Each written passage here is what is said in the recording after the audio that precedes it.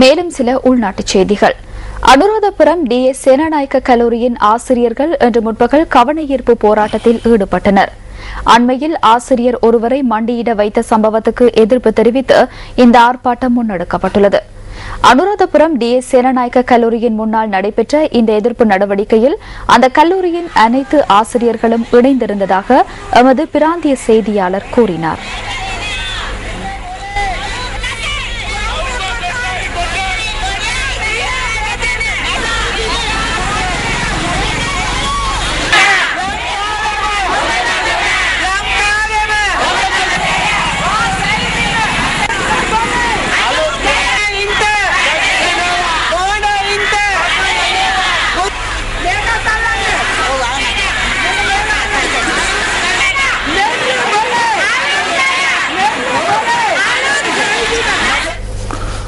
மையங்கன பிரதேச சபையின் ஐக்கிய மக்கள் சுதந்திர கூட்டமைப்பின் உறுப்பினர் விஜித்த தேரர் ஆரம்பித்த உண்ணாவிரத போராட்டம் முடிவுக்கு கொண்டுவரப்பட்டுள்ளது. பிரதேச சபை உறுப்பினர் பதவியிலிருந்து விலகுவதற்கு தாம் தீர்மானித்துள்ளதாக இவர் கூறினார்.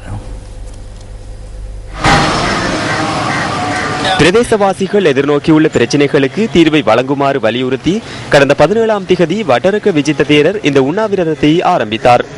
எனினும் நேற்று வரை எந்தவொரு அதிகாரியும் குறித்த பகுதிக்கு சென்று பிரச்சினைக்கான தீர்வை வழங்கவில்லை என எமது பிராந்திய செய்தியாளர் கூறினார்.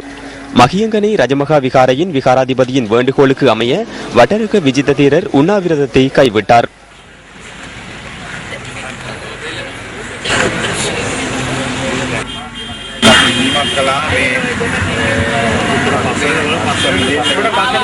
பின்னர் அவர் மகியங்கனை ஆதார வைத்தியசாலையில் அனுமதிக்கப்பட்டார்.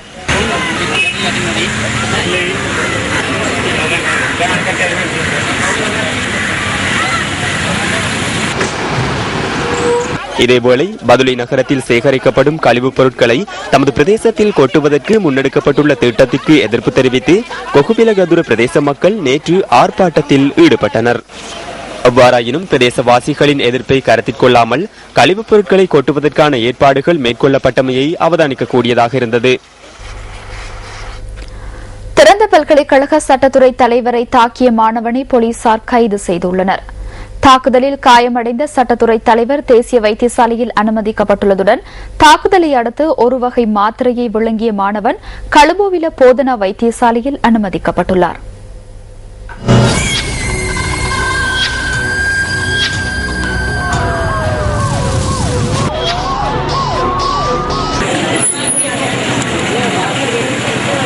இன்று பகல் நாவல திறந்த பல்கலைக்கழகத்தில் நிலவிய சூழல் தொடர்பான காட்சி இது.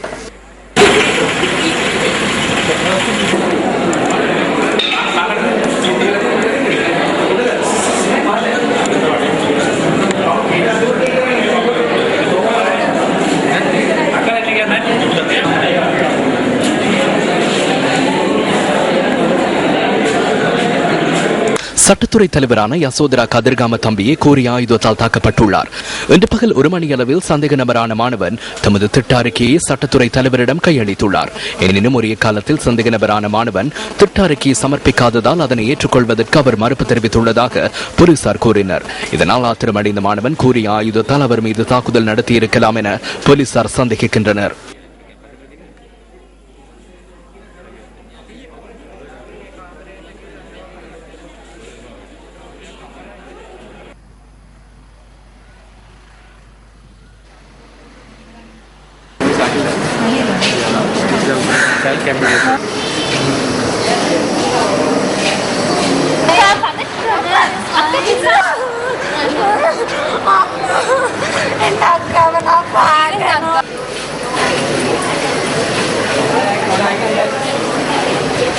இந்த சம்பவத்தை அடுத்து யசோதரா கதிர்காம தம்பி கொழும்பு தேசிய வைத்தியசாலையில் அனுமதிக்கப்பட்டார்.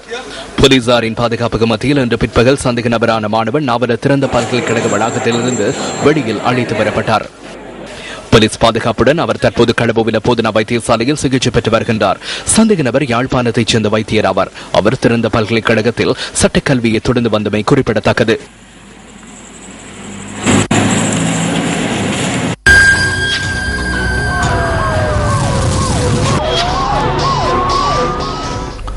பாடசாலை மாணவர்கள் மத்தியில் ஊடகத்துறை தொடர்பான அறிவை மேம்படுத்துவதற்காக நியூஸ் ஃபர்ஸ்டினால் ஏற்பாடு செய்யப்பட்டுள்ள மற்றொரு செயலமர்வு தற்போது குருநாகல் ஜோன் கொத்தலாவல நவோதயா கல்லூரியில் நடைபெற்று வருகிறது. பாடசாலை மாணவர்களுக்காக நியூஸ் ஃபர்ஸ்ட் நடத்தும் 96வது செயலமர்வு இதுவாகும். இன்று காலை குருநாகல் ஜோன் கொத்தலாவல நவோதய கல்லூரிக்கு சென்ற நியூஸ் ஃபர்ஸ்ட் குழுவினருக்கு உற்சாக வரவேற்பு அளிக்கப்பட்டது.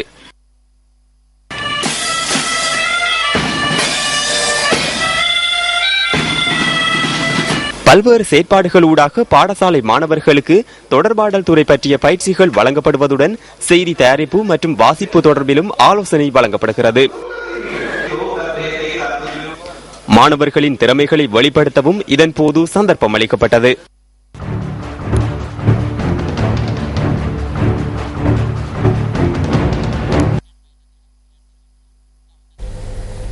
தொடர்வன விளையாட்டுச் செய்திகள். சாம்பியன்ஸ் கிண்ண கிரிக்கெட் தொடரில் இறுதிப் போட்டிக்கு முன்னேறுவதற்கான இங்கிலாந்தின் வெற்றி இலக்காக 176 ஓட்டங்களை தென்னாப்பிரிக்கா நிர்ணயித்துள்ளது. போட்டியில் முதலில் துடுப்படுத்தாடிய தென்னாப்பிரிக்கா 80 ஓட்டங்களுக்கு 8 விக்கெட்டுகளை இழந்த நிலையில் டேவிட் மில்லர் அரைச்சதம் அடித்து அணியை மீட்டார்.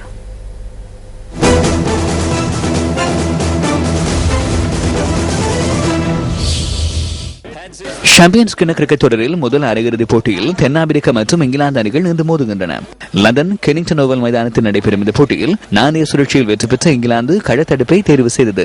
இதுக்கமைய ஆட்டத்தை ஆரம்பித்த தென்னாப்பிரிக்கா 4 ஓட்டங்களுக்கு முதல் 2 விக்கெட்டுகளையும் இழந்தது. கொலின் இங்கிரம் ஓட்டமின்றியும் அசீம் அம்லா ஒரு ஓட்டத்துடனும் ஆட்டமிழந்தனர். தொடர்ந்து களமிறங்கிய வீரர்களும் பெரும் ஏமாற்றம் அளித்தனர். ராபின் பீட்டர்சன் 30 ஓட்டங்களையும் டுப்ளிசிஸ் 26 ஓட்டங்களையும் பெற்றனர். தென்னாப்பிரிக்கா அணி 80 ஓட்டங்களுக்கு முதல் 8 விக்கெட்டுகளை இழந்தது. எனினும் டேவிட் மில்லர் மற்றும் கிறிஸ் மாரிஸ் ஜோடி 9ஆம் விக்கெட்டுக்காக மிகவும் பெருமதிமிக்க 95 ஓட்டங்களை பகிர்ந்து தென்னாப்பிரிக்காவுக்கு நிம்மதி அளித்தது. இது சர்வதேச ஒருநாள் கிரிக்கெட் போட்டி ஒன்றில் தென்னாப்பிரிக்கா சார்பாக 9ஆம் விக்கெட்டுக்காக பதிவான சிறந்த இணைப்பாட்டமாகும்.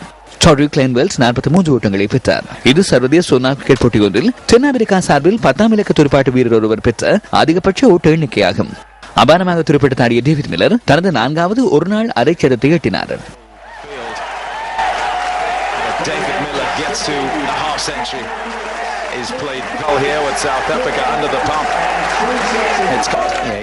தென்னாப்பிரிக்கா அணி 38.4 ஓவர்களில் 175 ஓட்டங்களுக்கு சகல விக்கெட்டுகளையும் இழந்தது.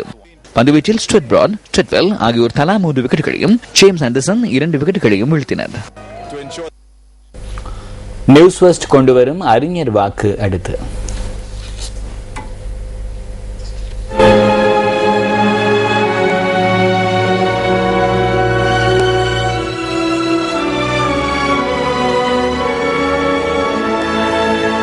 நாம் சகோதரர்களாய் சேர்ந்து வாழ்வோம், அன்றேன் முட்டாள்களைப் போல் மடிந்து வீழ்வோம்.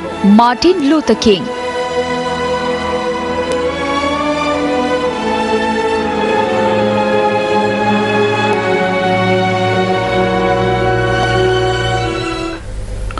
இத்துடன் நியூஸ் ஃபர்ஸ்டின் 8 மணி பிரதான செய்திகள் நிறைவடைகின்றன. நமது அடுத்த பிரதான செய்திகளை இரவு 10:45க்கு எதிர்பாருங்கள். வணக்கம்.